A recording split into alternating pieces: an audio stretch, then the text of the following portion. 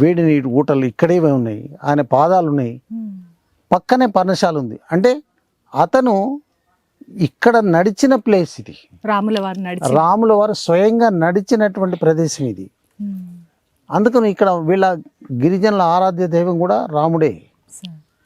ఒకప్పటి దమ్మక్క కావచ్చు, వీళ్ళంతా గిరిజనులందరూ ఆయన ఆరాధించిన వాళ్ళే. అందుకు రామాలయం నిర్మించాలి, నిర్మించితే అందరికీ జాగృతం అవుతుంది. దేవాలయం ఒక్కటే మనిషిలో ధర్మాన్ని జాగృతం చేసేది.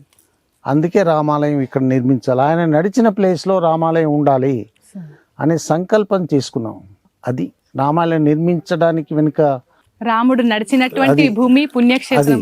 అది ఇక్కడ మనకు ఇంకొకటి ఏంటంటే ఈ చుట్టుపక్కల 15 కిలోమీటర్ల వరకు గుడి లేదు, హిందుత్వానికి సంబంధించిన గుడి లేదు. మరి పెండ్లిళ్ళు అయ్యేటప్పుడు మనం మామూలుగా గుడికి వెళ్ళే మొక్కుతాం కదా, వీళ్ళందరూ ఎక్కడ పోయి మొక్కేవాళ్ళు? మరి ఎక్కడా లేదు, ఏది లేక అప్పుడేదో కనబడ్డ బొడ్రాయినో ఏదో పెట్టి, బొడ్రాయి కూడా లేకుండా ఏదో బొడ్రాయి ఉంటుంది మామూలుగా, అక్కడ దండం పెట్టుకుంటారు అంతే.